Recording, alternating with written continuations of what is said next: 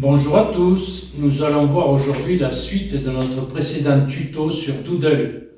De manière simple, rapide, qui est particulièrement utile pour organiser des événements, réaliser des sondages, des enquêtes de satisfaction, des quiz ou toute autre activité nécessitant la collecte d'opinions ou de données.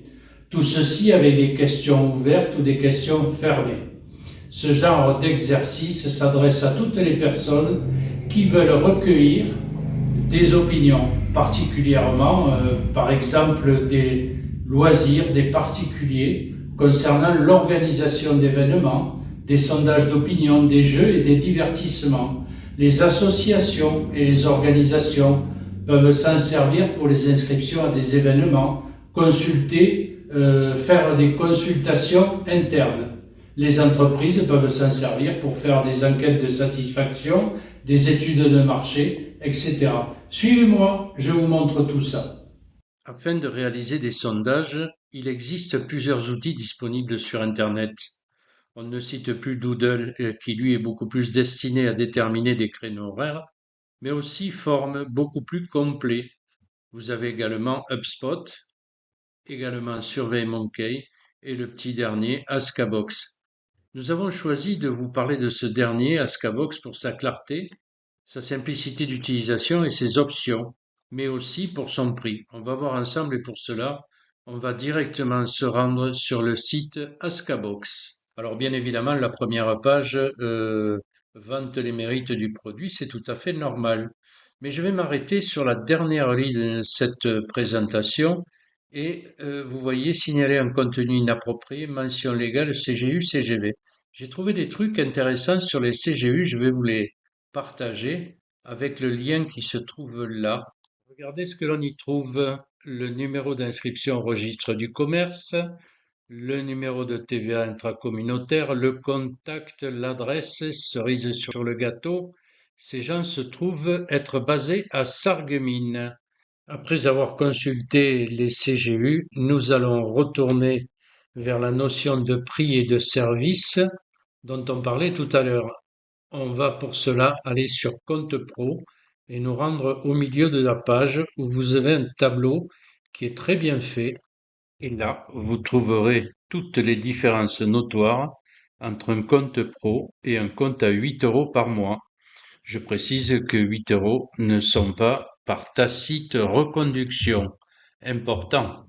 Si vous êtes maintenant convaincu qu'il faut créer un compte pro, ben nous allons nous y rendre immédiatement. Regardez, compte pro, créer un compte pro, il suffit tout simplement de répondre aux questions, c'est-à-dire votre adresse mail, confirmation de votre adresse mail, mot de passe et confirmer le mot de passe. Le mot de passe que vous allez bien évidemment choisir. Et vous allez choisir le nombre de mois auquel vous allez vous abonner. Ça va de 1 à 24 mois. Je pense qu'avec un mois, on peut déjà faire pas mal de travail et ça coûte 8 euros par mois. Et vous allez donc valider cette case-là. En cochant cette case, vous acceptez les conditions générales de vente et vous allez payer sur la plateforme PayPal avec votre carte bleue ou une carte alternative que vous avez. Voilà tout pour pouvoir ouvrir un compte pro et bénéficier de tous les avantages qu'on vient de voir tout à l'heure. Et voilà donc à gauche notre questionnaire que j'ai commencé à remplir avec le titre du questionnaire, les loisirs, la petite phrase d'accueil, etc. Et la première question d'identification qui est le nom-prénom. Et ensuite, toutes les questions. Alors la première concernait la lecture. Donc j'ai choisi une question de notation et non pas des cases à cocher, etc. Il y a un tas de possibilités. J'ai choisi des étoiles parce que c'est plus sympa à l'œil, vous allez voir tout à l'heure. Et j'ai choisi le nombre de 10 puisqu'il s'agissait de les mesurer de 1 à 10. Tout ceci jusqu'à la question numéro 10, qui est, je crois, 8, 9 et 10. Voilà. Qui est une question où on voulait une liste déroulante pour avoir la possibilité de choisir une fréquence idéale avec une seule possibilité, soit hebdomadaire, soit mensuelle, soit trimestrielle. La question numéro 11 était approximativement, pardon, la même. Ce sont des cases à cocher. On a autorisé plusieurs choix. On avait possibilité de mettre un seul choix, disposition horizontale. Donc c'était lundi, mardi, mercredi, jeudi. Si j'avais voulu en mettre un autre choix, il était tout simple, hein. C'était de mettre ici vendredi, mais je le supprime, ça sert à rien. Et termine par les questions les plus faciles.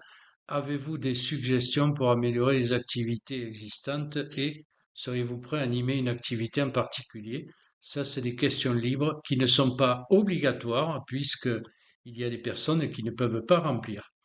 Alors, à droite de tous les petits questionnaires, nous trouvons des symboles. Celui-ci, c'est pour dupliquer une question.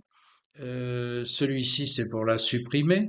Là, c'est pour la passer au-dessus. Et là, c'est pour la passer en dessous de la question. Et elle se renumérote automatiquement.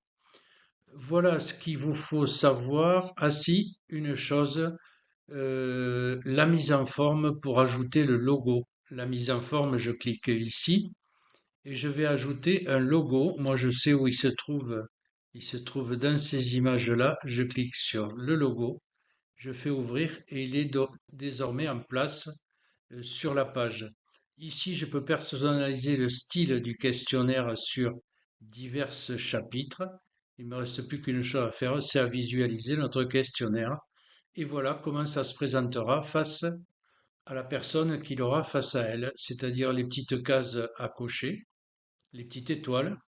Ici, la liste déroulante pour la fréquence, les listes à cocher et les suggestions qu'ils peuvent faire avec du texte libre. Voilà, nous allons sauvegarder ce travail-là. À ce moment-là, il m'est envoyé un mail avec possibilité d'avoir des liens d'accès pour les résultats, évidemment, puisqu'on va avoir des résultats après avoir sondé les personnes. Voici le lien pour la modification du questionnaire et voici le lien pour répondre aux questions. Voilà quelques jours, le lien en question a été envoyé aux personnes destinataires du questionnaire et je récupère aujourd'hui les résultats en cliquant sur le lien des résultats. Bien évidemment, c'est celui-ci. J'arrive absolument sur le questionnaire qui a été proposé au destinataire et je m'aperçois qu'il y a déjà 38 réponses, c'est déjà pas mal. Elles sont classées par histogramme et non pas par camembert. Vous pouvez changer, mais je pense que la lecture est plus facile en histogramme qu'en camembert. C'est à vous de juger, vous verrez ça tranquillement. Et c'était pareil donc de la question de 1 à 8, donc sans transition. On va passer à la question 9 qui, elle, est présentée sous forme de camembert. C'était une question sur la fréquence, devait être hebdomadaire, mensuelle ou trimestrielle. On le voit très très bien sur le système de camembert, c'est la solution mensuelle qui a été préférée. Si on l'avait choisi en mode histogramme, voyez-vous, en passant la souris dessus, vous vous rendez compte que c'est bien le mensuel, effectivement, avec 21 réponses, qui l'emporte sur l'hebdomadaire ou sur le trimestriel.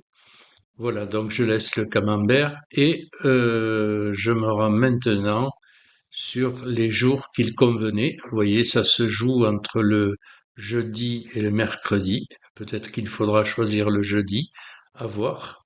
Et enfin, j'en arrive sur les deux questions qui étaient des questions ouvertes à la fin, où il faudra un petit peu plus pointer. Voilà pour ce résultat. Vous voyez comment il est facile d'interroger les gens en ayant ce type de résultat.